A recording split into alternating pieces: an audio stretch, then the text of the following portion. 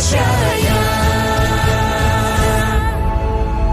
TVRI Media Pemersatu Bangsa.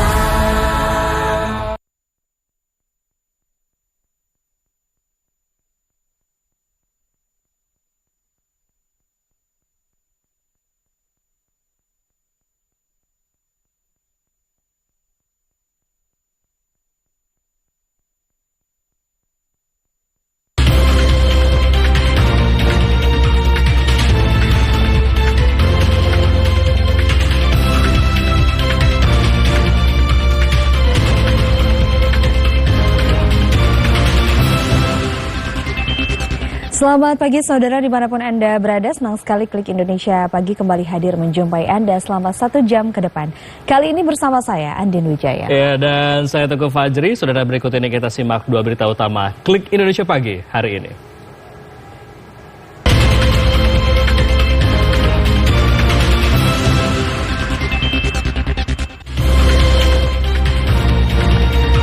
Banjir dan longsor melanda Sumatera Barat, sejumlah kampung terisolir.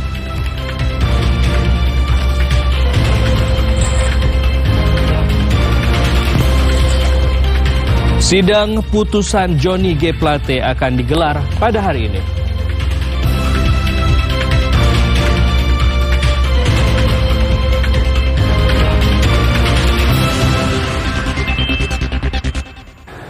Kita awal informasi pertama, saudara. Relawan PMI Kabupaten Pasaman Barat terus mendistribusikan air bersih kepada korban banjir. Sementara itu bencana longsor dan banjir bandang di Nagari Tanjung Sani, Kabupaten Agam, Sumatera Barat merusak 2 unit jembatan di Jorong Pandan dan mengakibatkan 4 kampung terisolir.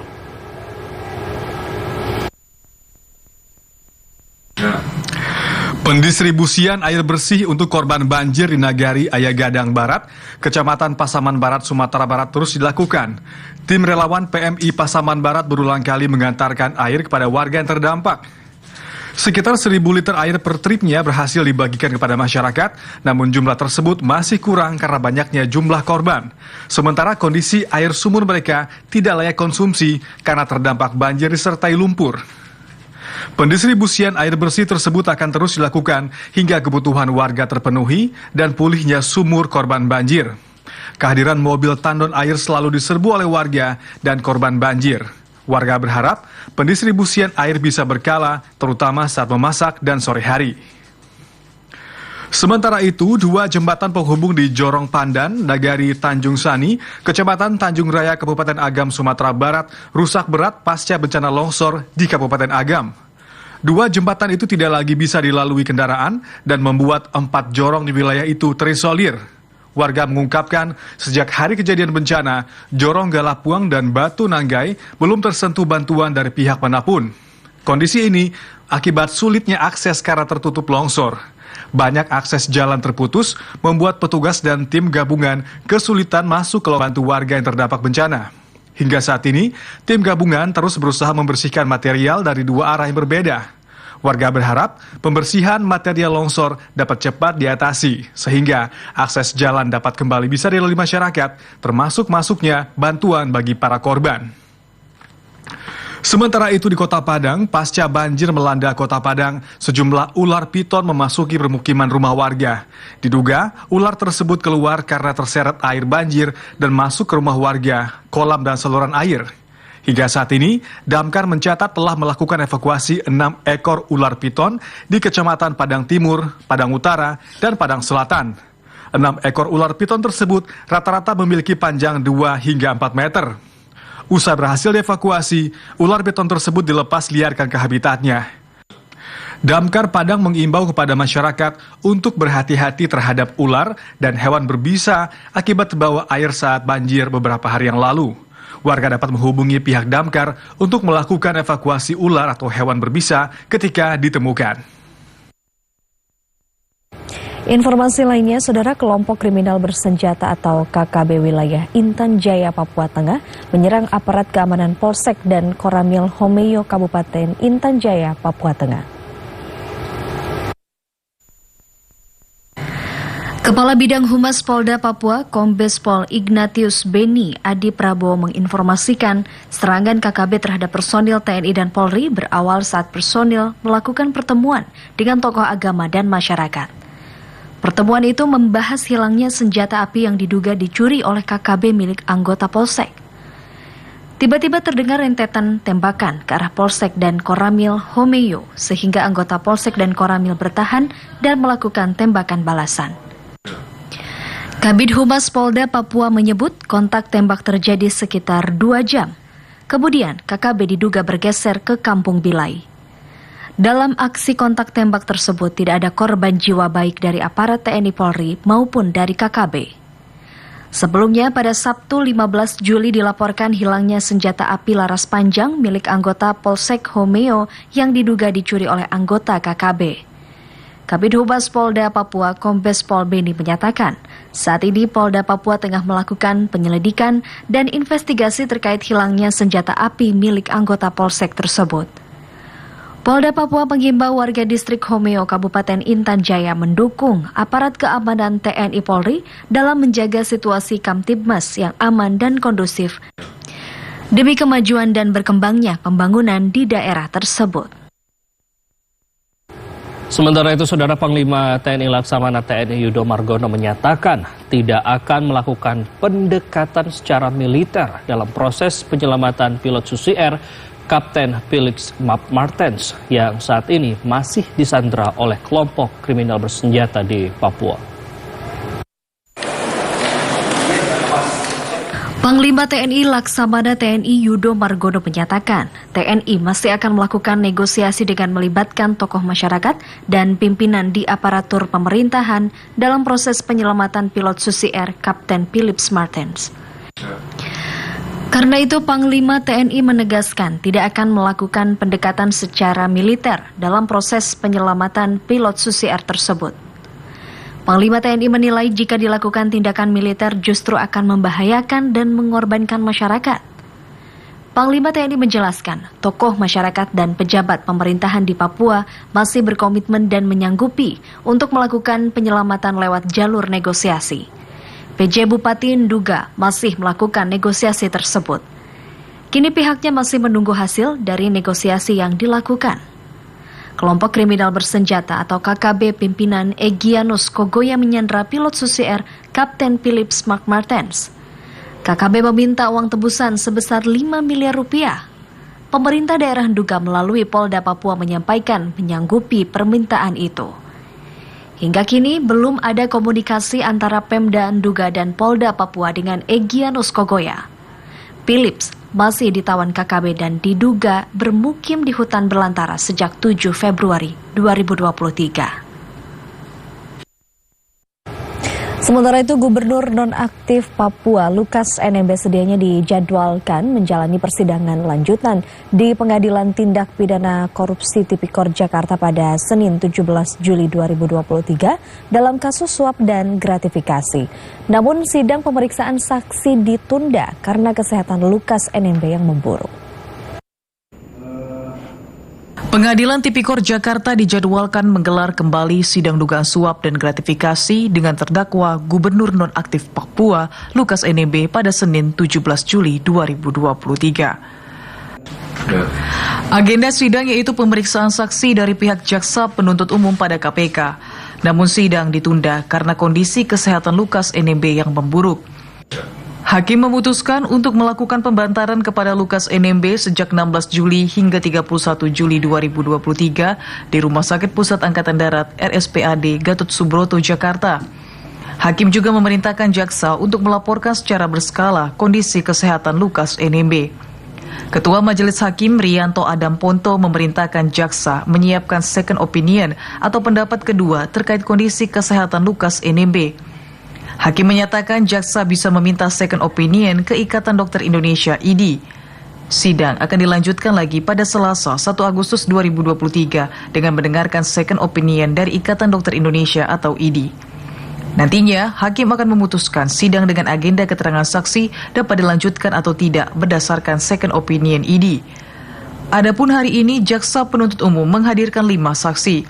Kelima saksi yaitu mantan Kadis Pekerja Umum Papua, Mikael Kambuaya, kemudian pihak swasta bernama Benyamin Tiku, Jules Wea, Timotius Enumbi, dan Nixon Wanimbu.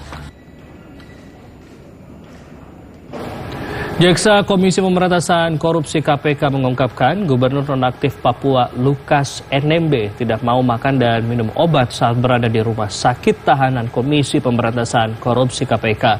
Hal itu yang menyebabkan kondisi Lukas NMB memburuk hingga harus dirawat lagi di Rumah Sakit Pusat Angkatan Darat atau RSPAD Gatot Subroto, Jakarta.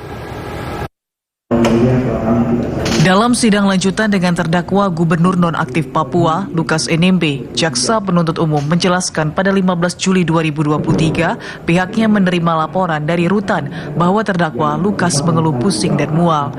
Namun Lukas NMB tidak mau makan dan minum obat sehingga menyebabkan ia sakit. Pernyataan jaksa itu sekaligus menanggapi ucapan kuasa hukum Lukas NMB sebelumnya yang menyebutkan bahwa kondisi kesehatan kliennya memburuk.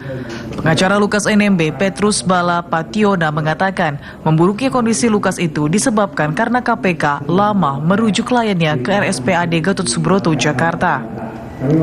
Pengacara Lukas NMB menyatakan kondisi kliennya sudah sangat buruk. Pengacara menyebut karena lamanya KPK merujuk Lukas, kliennya kesal dan menolak untuk dibawa ke rumah sakit. Jaksa sampai perlu meminta pengacara dan pihak keluarga untuk membujuk Lukas agar mau dirawat di rumah sakit. Lukas akhirnya baru dibawa ke rumah sakit pada Minggu malam 16 Juli 2023. Jaksa menampik tuduhan tersebut. Jaksa menyatakan dokter rutan KPK sudah merujuk Lukas ke rumah sakit. Namun Lukas justru menolak rujukan tersebut. Jaksa menyatakan Lukas baru mau dibawa ke rumah sakit setelah pihak keluarga membujuknya. Mantan Menteri Komunikasi dan Informatika Johnny G. Plate akan kembali menjalani sidang kasus dugaan korupsi pengadaan Menara Base Transceiver Station atau BTS pada hari ini. Majelis Hakim Pengadilan Tipikor akan membacakan putusan sela pada persidangan kali ini. Majelis Hakim Pengadilan Tindak Pidana Korupsi akan menggelar sidang putusan sela kasus dugaan korupsi proyek penyediaan Menara Base Transceiver Station atau BTS 4G pada hari ini 18 Juli 2023. Selain mantan Menkominfo Johnny G. Plate, putusan sela juga akan dibacakan bagi dua terdakwa lainnya. Dalam putusan selanya, Majelis Hakim akan menentukan melanjutkan atau menghentikan persidangan perkara tersebut setelah mempertimbangkan nota keberatan terdakwa dan penasehat hukumnya atas dakwaan Jaksa Penuntut Umum atau JPU pada Kejaksaan Agung. Pada persidangan yang digelar pada 11 Juli 2023 lalu, Jaksa Penuntut Umum atau JPU meminta Majelis Hakim menolak eksepsi atau keberatan yang diajukan oleh Johnny G. Plate di kasus korupsi proyek BTS 4G dengan kerugian negara 8 triliun rupiah. Ia didakwa merugikan negara hingga 8 triliun rupiah. Kerugian ini muncul dari kasus korupsi penyediaan infrastruktur BTS 4G dan infrastruktur pendukung paket 1, 2, 3, 4, dan 5 Bakti Kominfo tahun 2020 hingga 2022. Kita beralih ke sorotan lainnya, Saudara. Pusat Pelaporan dan Transaksi Keuangan PPATK menyerahkan laporan analisis harta Al-Zaitun ke Barreskrim Polri. Hal ini merupakan tindak lanjut dari temuan ratusan rekening milik Panji Gumilang. Pusat Pelaporan dan Transaksi Keuangan PPATK telah menganalisis keuangan pimpinan Pondok Pesantren Al-Zaitun Panji Gumilang. Humas PPATK, Natsir Konga, menyatakan hasil analisis dalam bentuk dokumen tersebut telah diserahkan ke tim penyidik Barreskrim Polri. PPATK juga dapat menjadi saksi ahli dalam persidangan kasus yang melibatkan Panji Gumilang. Barreskrim Polri berkoordinasi dengan PPATK soal temuan ratusan rekening milik Panji Gumilang. Polri mengaku telah membentuk tim untuk berkoordinasi dengan PPATK. Sebelumnya PPATK telah memblokir ratusan rekening yang berkaitan dengan Panji Gumilang. Kendati demikian, rekening operasional pesantren dengan nilai ratusan miliar rupiah masih dapat digunakan. Sebelumnya, Menteri Koordinator Bidang Politik, Hukum dan Keamanan Mahfud MD menyatakan 145 rekening yang berisi kegiatan Ponpes Al-Zaitun dan Panji Gumilang telah dibekukan. Menko Polhukam mengungkapkan dugaan dari PPATK, rekening-rekening tersebut mengarah ke pencucian uang.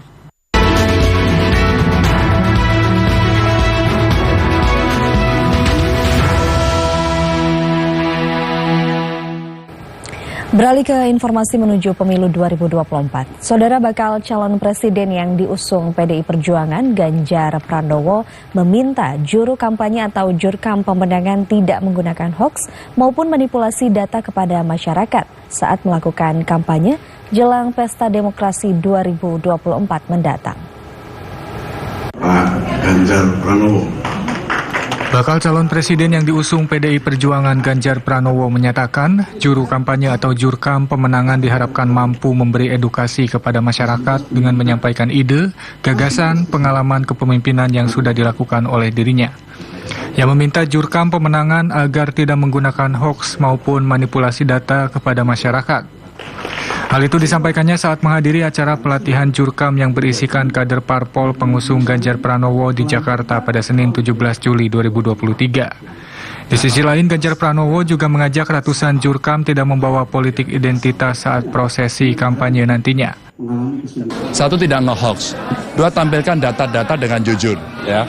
Tidak ada manusia yang sempurna, maka tampilkan apa adanya. Karena itulah yang akan mengedukasi. Selebihnya, tentu sudah disepakati apa ide, gagasan, pengalaman, bukti-bukti yang pernah dilakukan, itu jauh lebih mengedukasi sehingga proses demokratisasi kita akan berjalan dengan baik.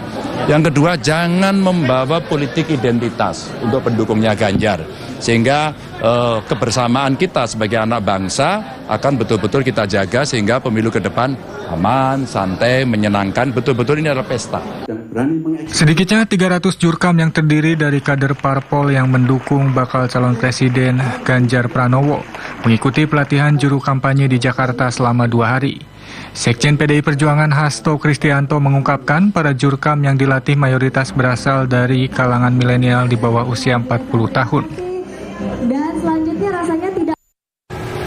Saudara, bakal calon presiden dari Koalisi Perubahan untuk Persatuan, Anies Baswedan, mendorong perubahan dan perbaikan untuk Indonesia. Anies Baswedan menekankan keadilan harus terus ditegakkan karena keadilan dapat menopang persatuan. Bakal calon presiden dari Koalisi Perubahan untuk Persatuan, Anies Baswedan, dalam pidato apel siaga perubahan Partai Nasdem menekankan berkumpulnya kader dan simpatisan Partai Nasdem untuk mendorong adanya perubahan dan perbaikan Indonesia menjadi lebih baik. Anies menyatakan beberapa waktu terakhir semangat perjuangan ditempa dan diuji. Namun Anies yakin dapat melewati ujian tersebut dan menjadikan ujian sebagai proses untuk semakin meneguhkan semangat perjuangan perubahan.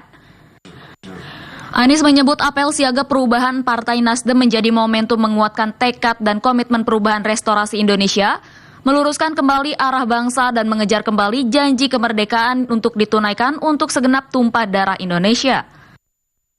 Kita berkumpul di sini untuk menguatkan tekad, menunjukkan komitmen Partai Nasdem, komitmen akan gerakan perubahan, komitmen atas restorasi Indonesia, menegakkan kembali pilar-pilar demokrasi, meluruskan kembali arah bangsa, mengingatkan kita semua, dan mengejar kembali janji-janji kemerdekaan untuk bisa ditunaikan kepada setiap tumpah darah Indonesia. Baca Pres Anies Baswedan menyatakan kesejahteraan bangsa berkaitan dengan kesetaraan dan keadilan. Anies menekankan semangat perjuangan untuk perubahan dan perbaikan harus diiringi dengan usaha dan berserah diri pada Sang Maha Kuasa. Anies menilai persatuan tidak cukup diikat dengan pidato dan bahasa, namun persatuan perlu ditopang rasa keadilan. Sementara itu, Ketua Umum Partai Gerindra sekaligus bakal calon presiden 2024 mendatang, Prabowo Subianto, menyambangi para nelayan di Pangandaran, Jawa Barat. Selain memberikan bantuan kepada rukun nelayan, Prabowo yang saat ini menjadi Menteri Pertahanan juga ikut bersih-bersih pantai bersama mantan Menteri Kelautan dan Perikanan Susi Pujiastuti. Kedatangan Menteri Pertahanan Prabowo Subianto disambut meriah oleh kelompok rukun nelayan Pangandaran, Jawa Barat. Prabowo yang juga menjabat Ketua Umum Partai Gerindra menyambangi rukun nelayan dalam rangka silaturahmi sekaligus memberikan bantuan berupa mesin perahu kepada kelompok nelayan dan pelepas liaran bibit penyu. Prabowo yang didampingi oleh mantan Menteri Kelautan dan Perikanan Susi Pujiastuti menggelar operasi bersih-bersih bibir pantai. Kegiatan dilanjutkan dengan bincang-bincang bersama nelayan dan warga. Dengan baik dari negara aja. Isikan pantai-pantai, karang-karang, terumbu karang, pelestarian karang, revitalisasi, terutama sampah plastik. Ya, ini sangat merusak, mengancam masa depan kita. Rangkaian kegiatan Prabowo Subianto di Pangandaran, Jawa Barat diakhiri dengan pertemuan tertutup dengan Susi Pujiastuti. Susi Pujiastuti kini mencalonkan diri menjadi anggota legislatif DPR RI dengan bergabung bersama Partai Gerindra. Dari Pangandaran, Jawa Barat, Entang Saiful Rahman melaporkan. Sementara itu, Saudara, Ketua Umum Partai Golkar Erlangga Hartarto menyatakan Partai Golkar masih berkomunikasi dengan partai politik lain untuk menentukan arah politik menghadapi pemilihan presiden 2024. Ketua Umum Partai Golkar Erlangga Hartarto menyatakan tengah melakukan komunikasi yang intens dengan Ketua Umum Partai Amanat Nasional Zulkifli Hasan. Kemudian Erlangga juga mengakui memiliki komunikasi yang baik dengan Partai Kebangkitan Bangsa. Dengan demikian, Golkar punya peluang yang sama untuk berkoalisi dengan partai manapun. Ya, nanti kita lihat perkembangan. Tapi Golkar solid dan komunikasi dengan partai baik semua. Terima kasih. Assalamualaikum. Partai Golkar hingga kini belum menentukan arah koalisi ketika hampir seluruh partai politik parlemen sudah menentukan calon presiden yang mereka usung. Golkar sebelumnya bergabung dalam koalisi Indonesia Bersatu bersama Partai Amanat Nasional dan Partai Persatuan Pembangunan. Badan Pengawas Pemilihan Umum Bawaslu menyampaikan sejumlah catatan hasil pengawasan selama rekrutmen badan ad hoc KPU dalam menyambut pemilu 2024. Salah satunya Bawaslu menemukan adanya pendaftaran panitia pemilihan kecamatan dan panitia pemungutan suara yang memiliki rekam jejak jadi caleg. Anggota Bawaslu Herwin JH Malonda menyatakan beberapa catatan yang ditemukan Bawaslu, yakni adanya pendaftar PPK dan PPS memiliki rekam jejak menjadi caleg. Kemudian terdapat juga pendaftar PPK dan PPS terdaftar sebagai tim sukses di pemilu dan pilkada. Selain itu, Bawaslu juga menyampaikan bahwa terdapat pendaftar PPS yang terdaftar dalam sipol KPU dan keterwakilan perempuan pada rekrutmen PPK yang masih di angka 27,1%.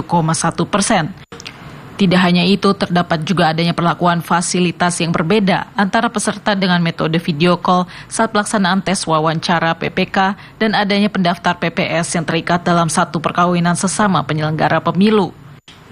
Herwin mengaku data hasil pengawasan ini diperoleh melalui pengawasan melekat pada setiap tahapan pembentukan PPK, PPS, dan Patarlih, juga melakukan pencermatan terhadap pengumuman hasil yang dikeluarkan oleh KPU. Jajaran Bawaslu juga berkoordinasi dengan KPU Kabupaten Kota untuk memperoleh data riwayat hidup pendaftar, serta membuka posko aduan masyarakat jika ditemukan adanya pelanggaran terkait pembentukan badan ad hoc KPU. Selain itu, Bawaslu juga melakukan penyandingan data peserta seleksi dengan data yang ada di sipol, berkolaborasi dengan pemantau pemilu atau masyarakat dalam melakukan pengawasan pembentukan badan ad hoc dan menerbitkan surat saran perbaikan kepada KPU Kabupaten Kota terkait hasil temuan tersebut.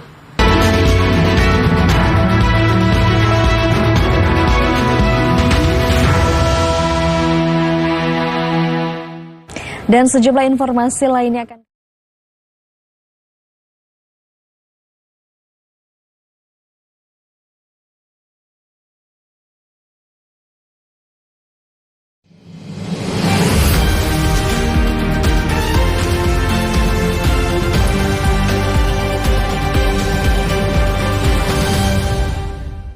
Mahkamah Konstitusi menggelar sidang pengujian formil Undang-Undang Cipta Kerja dengan agenda mendengarkan keterangan DPR dan pemerintah di ruang sidang pleno MK pada Senin 17 Juli 2023. Dalam sidang yang dipimpin oleh Ketua MK Anwar Usman tersebut, anggota Komisi 3 DPR Supriyansa mempertanyakan kedudukan hukum pemohon.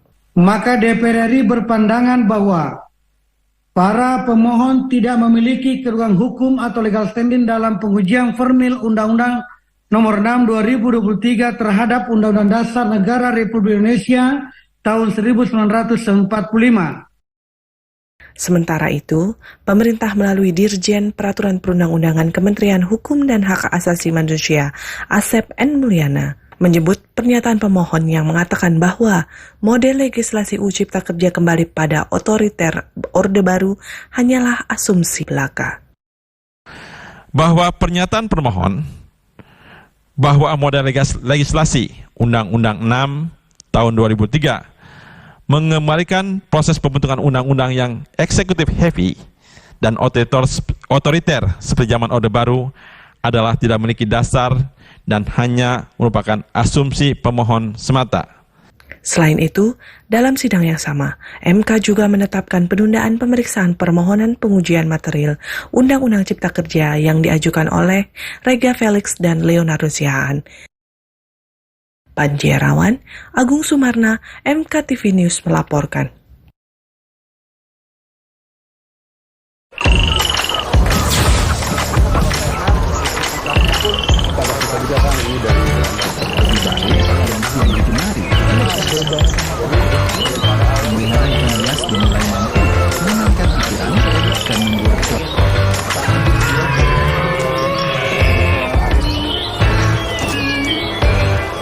Beragam kisah inspiratif dari para petani Indonesia membuka mata kita akan banyaknya peluang usaha. Saksikan Inspirasi Tani hanya di TVRI, media pemersatu bangsa.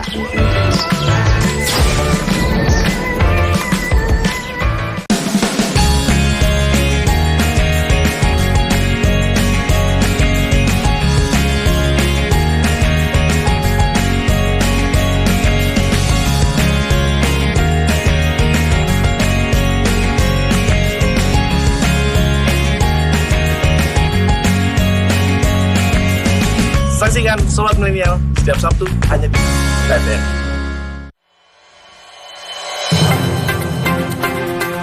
Di tengah arus informasi dan kecepatan internet, penting membuka wawasan serta literasi digital bagi masyarakat Indonesia agar semakin cakap digital. Informasi gitu ya, itu sangat berpengaruh terhadap perubahan cara pandang dan perilaku seseorang. Saksikan Talk Show Literasi Digital setiap Selasa pukul 20 waktu Indonesia Barat. Hanya di TVRI.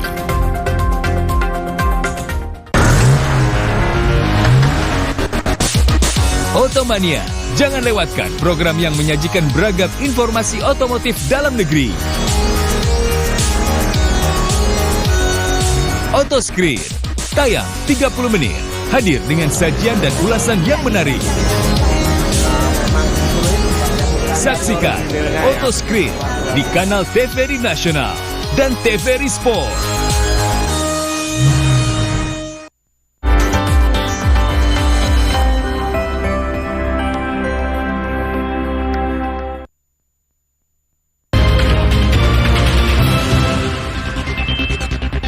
Terima kasih saudara, Anda masih bersama kami di Klik Indonesia Pagi. Saudara, Kementerian BUMN dan Forum Humas BUMN menyelenggarakan BUMN Fest 2023 yang merupakan bagian dari rangkaian hari ulang tahun ke-25 Kementerian BUMN. BUMN Fest diisi dengan kegiatan olahraga dan seni. Menteri BUMN Erick Thohir mengatakan, BUMN Fest adalah suatu kegiatan yang menyatukan seluruh insan BUMN dalam kegiatan olahraga dan seni yang dikemas dengan konsep secara festif atau meriah, mengutamakan kolaborasi serta kebersamaan anggota klaster BUMN dan Kementerian BUMN dalam unjuk talenta dan prestasi di bidang olahraga, seni dan budaya. Erick mengatakan BUMN Fest 2023 merupakan wajah baru dari porseni BUMN yang terakhir diadakan pada 2018 dan menjadi rangkaian 25 tahun Kementerian BUMN dengan tema bergerak bersama berprestasi. Saya berharap dengan hal ini kita lebih kompak, lebih tidak ada arogansi masing-masing pihak gitu.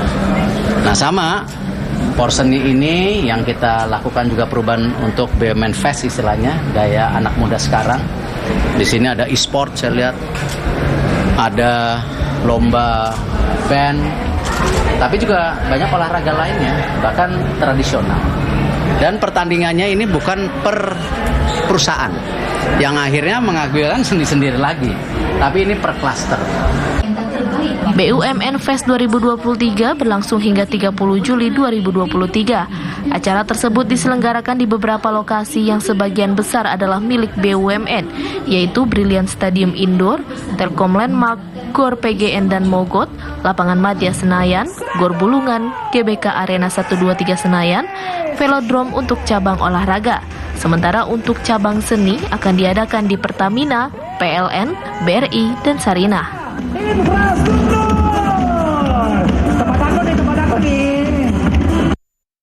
Sementara itu, Menteri BUMN Erick Thohir memastikan pergantian Wakil Menteri BUMN tidak menghambat program kerja. Salah satunya terkait restrukturisasi keuangan BUMN Karya. Menteri BUMN Erick Thohir mengatakan ada pertemuan khusus dengan Wakil Menteri Sekretaris Kementerian Deputi Kementerian BUMN pada Senin 17 Juli malam. Erick menjelaskan rapat itu terkait dengan percepatan pelaksanaan program kerja. Sebelumnya Erick Thohir menempatkan Rosan Perkasa Roslani sebagai Wakil Menteri atau Wamen BUMN 2. Jabatan itu sebelumnya diisi oleh Kartika Wirjoatmojo. Sementara Kartika Wirjoatmojo menggantikan posisi Pahala Nugraha Mansuri sebagai Wamen BUMN 1. Pahala sendiri diangkat Presiden sebagai Wakil Menteri Luar Negeri. Erick Thohir juga memastikan pergantian Wakil Menteri BUMN tidak menghambat program kerja, salah satunya terkait restrukturisasi keuangan BUMN Karya. Ada beberapa istilahnya kegiatan yang memang harus ditransisikan seperti kereta cepat, restrukturisasi karya, karena memang ini sudah berjalan gitu. Jadi jangan sampai nanti ada pergantian justru nanti malah terhambat. Ya. Saya bersama Deputi, Sesmen dan Wamen kita langsung rapat, ya kita maraton untuk mendorong bahwa ya waktunya berjalan terus. Jadi ini bukan berarti pelantikan tenang-tenang ya. Jadi saya dorong kita pastikan juga masing-masing Wamen dan Deputi yang mendukung mengerti apa yang kita dorong untuk dipercepat. Sebelumnya Rosan Roslani telah dilantik Presiden Joko Widodo menjadi Wakil Menteri Badan Usaha Milik Negara pada Senin 17 Juli 2023. Rosan Roslani menggantikan Pahala Nugrahi Mansuri yang dilantik menjadi Wakil Menteri Luar Negeri. Selesai pelantikan, Rosan ditugaskan mengisi posisi Wamen BUMN 2. Saudara, rumah bersubsidi dengan harga terjangkau merupakan impian masyarakat, terutama kalangan menengah bawah. Konsumen perumahan nasional berkomitmen akan terus membantu masyarakat dalam memberikan perumahan yang berbasis syariah namun berkualitas. Direktur Utama PT Koperumnas M. Aris Suwirya pada acara serah terima kunci rumah di Karangjoang, Kecamatan Balikpapan Utara, Kota Balikpapan, Kalimantan Timur mengungkapkan pihaknya akan terus membangun perumahan berbasis syariah yang layak huni dan tanpa riba untuk seluruh masyarakat Indonesia. Berbagai wilayah di Indonesia hingga Kalimantan terus dibangun guna mencukupi kebutuhan masyarakat akan hunian yang layak. Hal senada juga diungkapkan CEO PT Koperumnas Diah Kusuma Putri bahwa Koperumnas merupakan pengembangan perumahan yang mengedepankan akhlak syariah. Sementara itu, seorang konsumen bernama Suyadi sangat antusias karena persyaratan mendapatkan rumah begitu dipermudah. Karena memang kami di sini ingin buktikan pada masyarakat di Balikpapan terutama ada loh rumah yang nolak DP, tanpa DP ya Bu ya? Tanpa DP dengan kuasa Allah, hanya KTP dan nafas ya. Mereka adalah saksi hidupnya dan kita berikan tepuk tangan buat mereka yang kita pakai. Persyaratannya KK, KTP, itu aja sih, tanpa DP. Terus harapannya mau Koperumnas apa? Harapannya ya maju, bangunan yang bagus. Diharapkan dengan adanya kehadiran pengembangan perumahan berbasis syariah tersebut, selain dapat memiliki rumah dengan mudah, masyarakat Indonesia juga dapat terhindar dari riba. Labbaik Allahumma labbaik, labbaik la syarika laka labbaik, innal hamda wan ni'mata laka wal mulk la شريك لك. Saudara, Kantor Wilayah Kementerian Agama Provinsi Gorontalo menyampaikan jemaah haji asal Provinsi Gorontalo Kloter 26 diperkirakan akan tiba di Gorontalo pada 24 Juli 2023.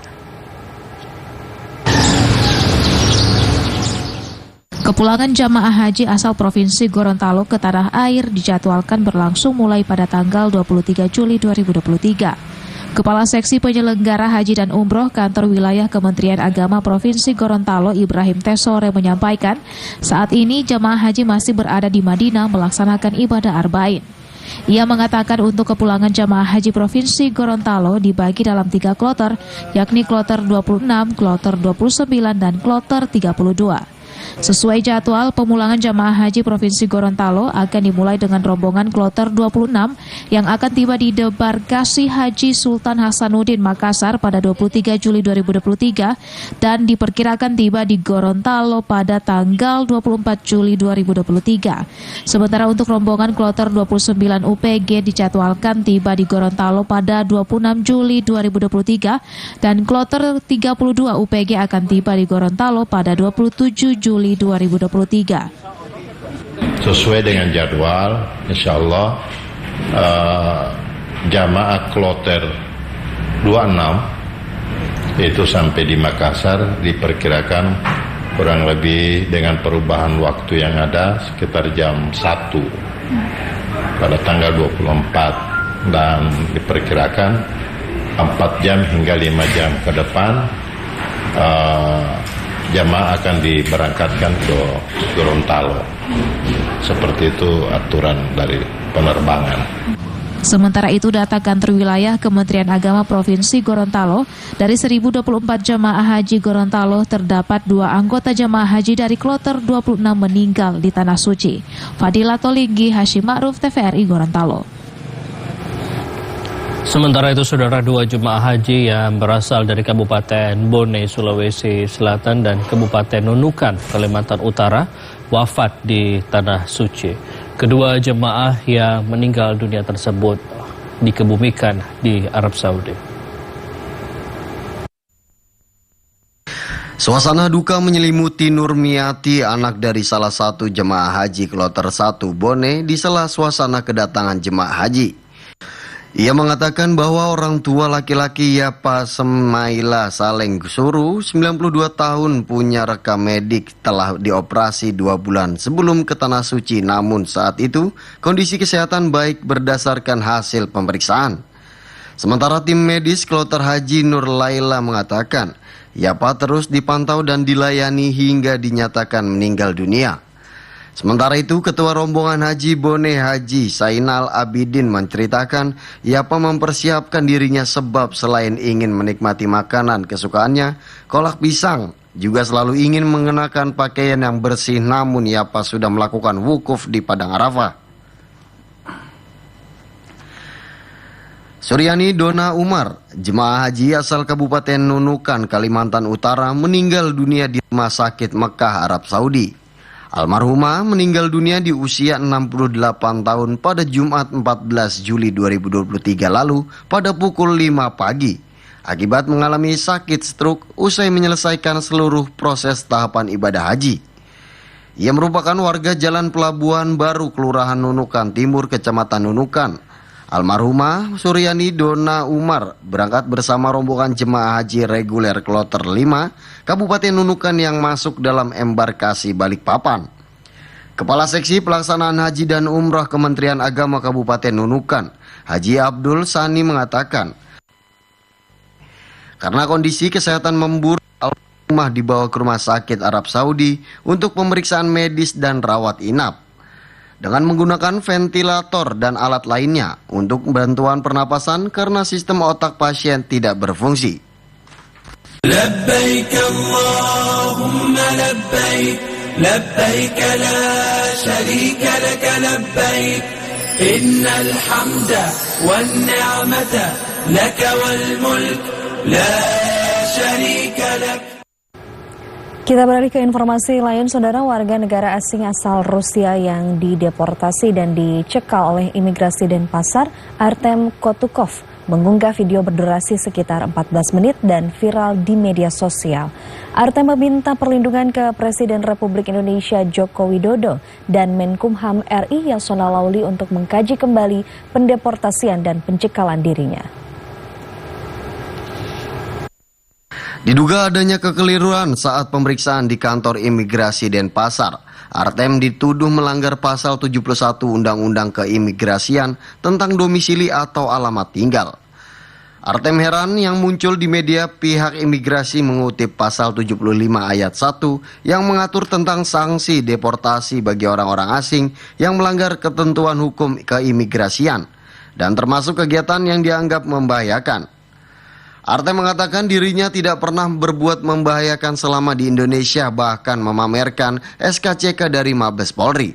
Lihat tolong dalam ini kenapa terjadi ini tidak sesuai hukum, tidak sesuai aturan. Dan kenapa imigrasi pasal 71, pas mereka periksa saya pasal 71. Kenapa pas jadi deportasi, pas saya jadi udah di pesawat ya, kenapa di mana-mana tulisan pasal 75? Kenapa? Pasal 75 ini berarti saya tidak respect Indonesia, berarti saya tidak respect hukum, berarti saya tidak mengikuti aturan. Tapi saya dan semua teman saya mengikuti aturan. Kita cinta Indonesia. Artem sempat diwawancara eksklusif dengan Elhan Zakaria, influencer, pemimpin masa depan, dan Artem menyampaikan bahwa beberapa tahun terakhir Artem bergabung dengan salah satu ormas anti narkotika di Denpasar yang bekerja sama dengan Kepolisian Republik Indonesia dalam pemberantasan narkoba di Bali. Artem Kotukhov juga Wakil Kepala Badan Intelijen Narkotika Nasional Majelis Dzikir RI 1. Dan atas dasar itulah dirinya meminta pendeportasian dan pencekalan dikaji kembali. Juga Naslia, putri istri Artem asal Banyuwangi, masih dalam keadaan bersedih karena belum bisa membawa suaminya untuk kembali ke Indonesia. Menteri Koordinator Bidang Perekonomian Erlangga Hartarto mengatakan pemerintah tengah membahas rencana penghapus bukuan dan juga penghapusan tagihan kredit macet UMKM di perbankan, mengingat masih diperlukan sejumlah penyesuaian peraturan terutama terkait dengan perpajakan. Menteri Koordinator Bidang Perekonomian Erlangga Hartarto memastikan kredit macet UMKM bisa dihapus di bank. Hal tersebut tercantum dalam UU Pengembangan dan Penguatan Sektor Keuangan. Menko Perekonomian Erlangga menjelaskan penghapusan bukuan kredit sudah diatur dalam UU 10 tahun 1998 tentang perbankan.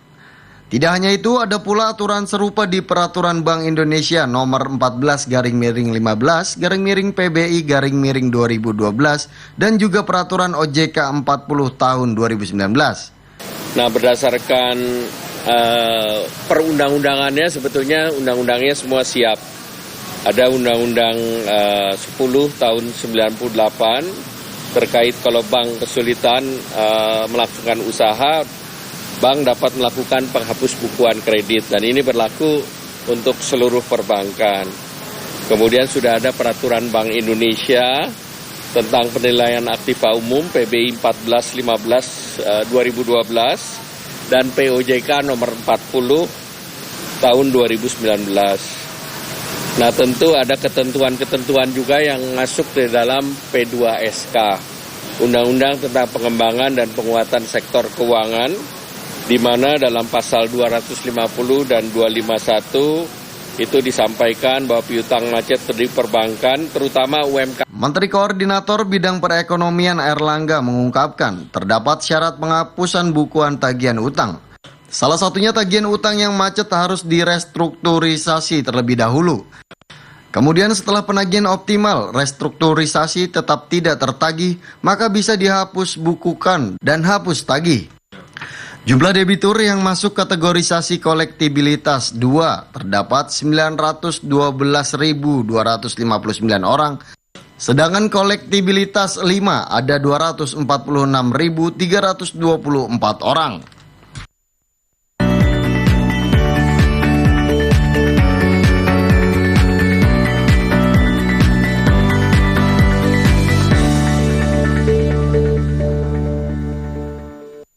Saudara, sejumlah informasi dari mancanegara masih akan kami hadirkan usai jeda berikut ini. Tetaplah bersama kami.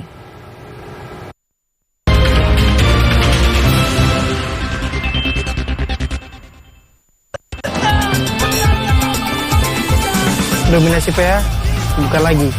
Sekarang waktu dominasi Indonesia. Turnamen Mobile Legends Season 12 kembali digelar. Lihat gua. Santai di lemotin dulu gak sih? Ya enggak, Bu? 9 tim akan berlaga menggunakan format regular season dan playoff. Memperebutkan hadiah sebesar 5 miliar rupiah. Catat jam dan tanggal penayangannya. Hanya di TVRI Sport. Spirit, tayangan olahraga 30 menit menyajikan beragam bidang olahraga yang dikemas secara menarik. Juga menampilkan pelaku olahraga di bidangnya.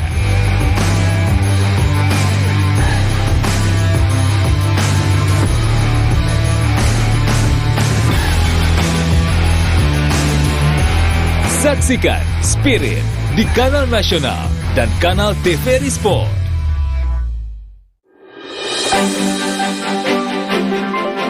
Pesta demokrasi akan menentukan siapa pemimpin pilihan rakyat.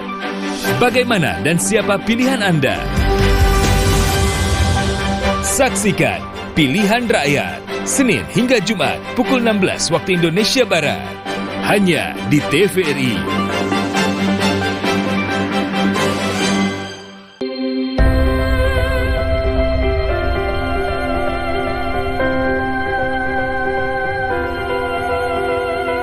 Ragam informasi seputar realita kehidupan masyarakat, serta mengangkat topik mendalam yang terjadi dari seluruh penjuru Indonesia. Inspirasi Indonesia, setiap hari pukul 14.30 waktu Indonesia Barat.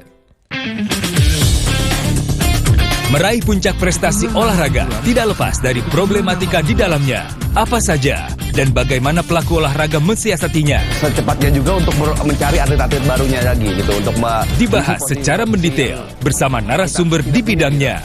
Sebagai tokoh dan bapak pencaksilat dunia yang membentuk PBIC. Saksikan Bincang Olahraga hanya di kanal digital TVRI Sport.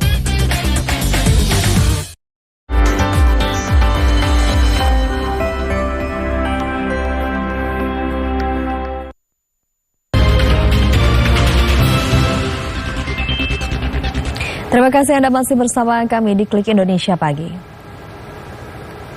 Kita beralih ke informasi mancanegara. Saudara, pasukan Rusia memukul mundur serangan yang dilancarkan oleh pasukan Ukraina di berbagai garis depan. Sementara itu ribuan orang dievakuasi oleh petugas pemadam kebakaran yang berjibaku untuk menyelamatkan dan mengendalikan kobaran api yang melahap wilayah La Palma, Spanyol. Informasi selengkapnya kami kemas dalam segmen Kilas Internasional berikut ini.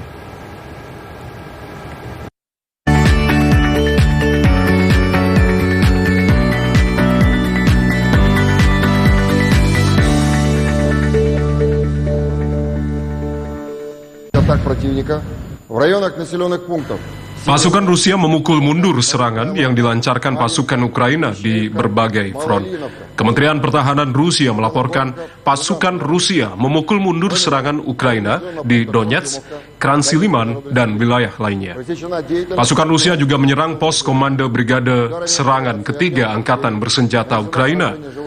Militer Rusia menggagalkan tindakan 4 kelompok pengintai dan sabotase Ukraina di Kupiansk. Pasukan Rusia juga menyerang depot senjata dan amunisi Ukraina yang terletak di wilayah Zaporizhia dan Kherson. Sementara itu, Wakil Menteri Pertahanan Ukraina, Anna Malyar, menyatakan tentara Ukraina menghadapi masalah di front timurnya. Mereka bertahan melawan pasukan Rusia yang bergerak maju ke arah Kupiansk selama 2 hari berturut-turut.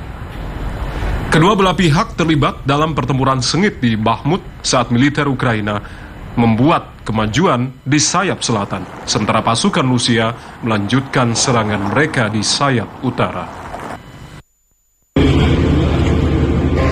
Rusia menyatakan pihaknya telah meluncurkan penyelidikan atas serangan di jembatan Crimea, jalur utama bagi pasukan Rusia yang berperang di Ukraina.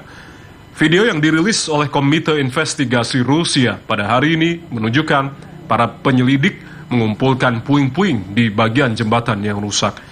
3 media Ukraina yang mengutip sumber tanpa nama menyebutkan Badan Keamanan Domestik dan Angkatan Laut Ukraina berada di belakang insiden di jembatan Crimea. Mereka menggunakan pesawat tak berawak untuk menyerang jembatan itu. Jembatan, jalan, dan rel yang menghubungkan Rusia dan semenanjung Crimea rusak dalam ledakan dahsyat pada 8 Oktober 2022 lalu. Rusia menyalahkan Ukraina atas serangan di jembatan itu dengan mengatakan serangan itu diorganisir oleh intelijen militer Ukraina dan direkturnya Kirilo Budanov. Ukraina secara tidak langsung mengakui serangan itu beberapa bulan kemudian. 2 orang tewas dan putri mereka terluka akibat serangan itu. Juru bicara Kremlin, Dmitry Peskov, menyatakan Presiden Rusia Vladimir Putin menyebut serangan di jembatan Crimea sebagai serangan teroris. Sedikitnya 4 orang ditemukan tewas setelah bus air yang membawa sekitar 60 penumpang tenggelam di sungai Buriganga di ibu kota Bangladesh, Dhaka. Kapal penyelamat MF Rustom menyeret bus air dari dasar sungai pada Senin pagi waktu setempat. Bus sedang dalam perjalanan dari Syambazargat ke Teligat di Keranigan dan tenggelam setelah ditabrak perahu bermuatan pasir pada Minggu malam. Petugas penyelamat menemukan 4 jasad korban dari perairan dekat bus. 8 penumpang dilarikan ke rumah sakit dan puluhan korban lainnya masih hilang. Media lokal melaporkan beberapa penumpang berenang ke pantai saat bus air tenggelam di dekat tepi sungai. Polisi air menyatakan bahwa jumlah korban tewas mungkin bertambah. Ribuan orang dievakuasi saat petugas pemadam kebakaran berjibaku semalaman untuk mengendalikan kobaran api yang melahap wilayah La Palma, Spanyol. Lebih dari 300 petugas pemadam kebakaran dikerahkan untuk menjinakkan kebakaran hutan di Pulau Kanari yang telah menghanguskan lebih dari 4.000 lebih hektar lahan dan memaksa evakuasi 4.000 orang. Api merah besar terlihat berkobar di Punta Gorda, daerah berhutan di utara pulau tempat api mulai muncul. Petugas pemadam kebakaran yang dibantu oleh unit darurat militer Spanyol telah berjuang untuk mengendalikan api di pulau itu yang merupakan bagian dari Kepulauan Kanari di lepas pantai Afrika Barat. Wilayah itu telah dilanda suhu panas ekstrim yang serupa dengan gelombang panas yang melanda Eropa Selatan. Otoritas Meksiko menemukan dan membebaskan 196 imigran yang ditumpuk di truk trailer di Teluk Meksiko. Institut Nasional Migrasi atau INM menginformasikan penyelamatan imigran itu pada Minggu waktu setempat. Agen INM, Angkatan Laut, dan Garda Nasional menemukan warga asing, termasuk 5 warga Guatemala dan 5 warga India, serta 19 anak dan remaja tanpa pendamping, berkerumun bersama di belakang truk trailer yang diparkir di jalan dekat kota Fortín de las Flores di negara bagian Veracruz. Para petugas membuka kunci pintu belakang truk trailer untuk melepaskan para imigran. Para imigran lalu dibawa ke fasilitas penahanan. Tidak ada tersangka yang ditangkap dalam peristiwa ini. Saudara, intervensi komputer dalam otak dapat membantu mencegah kejang pada penderita epilepsi. Perusahaan teknologi Tiongkok mengembangkan perangkat implan yang ditanam di otak yang dianggap lebih responsif dibandingkan perangkat yang dipakai di luar tubuh. Perangkat implan dengan teknologi Brain Computer Interface (BCI) atau intervensi komputer dalam otak dapat mengurangi kejadian kejang pada penderita epilepsi. Perusahaan teknologi Tiongkok Hangzhou Jinlike Medtech telah mengembangkan perangkat elektroda yang terhubung dengan mikroprosesor yang dipasang di tengkorak. Perangkat tersebut berhasil mengurangi kejang pada seorang pasien bernama Sun yang telah mengalami toleransi obat saat obat-obatan yang dikonsumsinya tidak lagi bekerja sebaik dulu untuk mengendalikan kejangnya. Saat ini, semakin banyak perusahaan teknologi medis yang menggunakan teknologi BCI. Namun sebagian besar berfokus pada perangkat yang dapat dipakai, bukan yang ditanamkan pada tubuh atau implan. Implan diyakini lebih kuat dan responsif dibandingkan perangkat yang dapat dikenakan. Produk buatan Hangzhou Ginlike Medtech menjadi yang pertama di Asia yang memasuki uji klinis untuk pengobatan epilepsi dengan pasien Sun sebagai relawan uji klinis di Provinsi Zhejiang Timur. Sun menyatakan berkat alat ini ia hanya mengalami 1 atau 2 kali kejang setiap hari dengan masing-masing hanya berlangsung selama 1 atau 2 detik. Pengisian daya dilakukan 3 kali seminggu secara nirkabel dengan topi yang terhubung ke perangkat pengisi daya. Para ahli mengatakan meski aplikasi BCI sangat menjanjikan, teknologinya masih dibatasi oleh misteri otak manusia.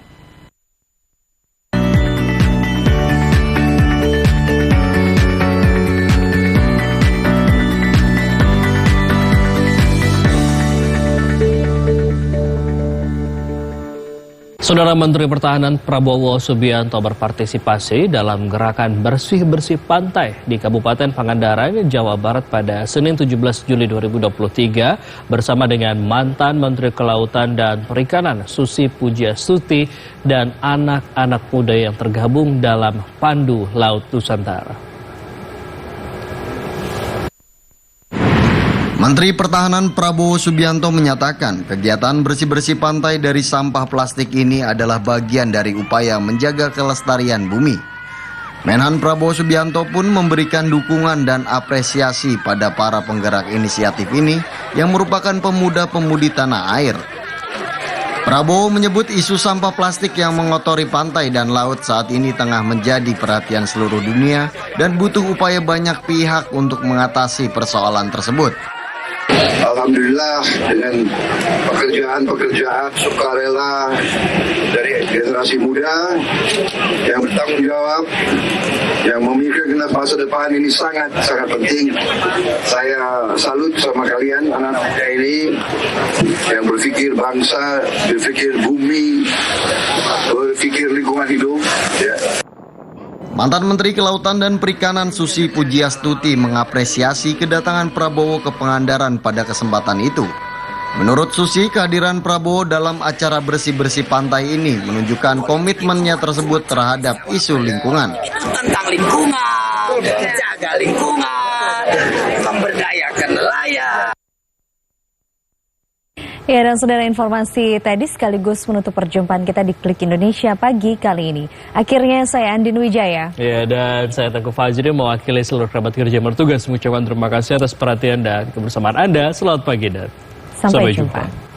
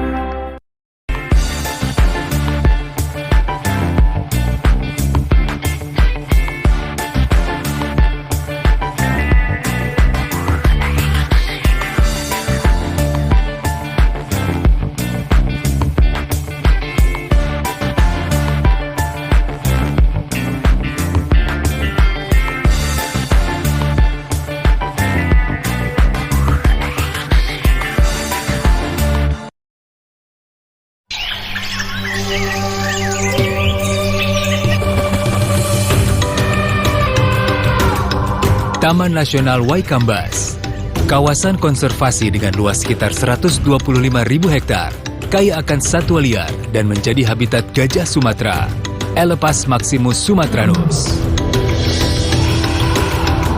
Keberadaan kawasan konservasi Waikambas sangat penting untuk melindungi satwa gajah yang masuk kategori appendix ini. Dan inilah lokasi tempat keseharianku sebagai seorang maho.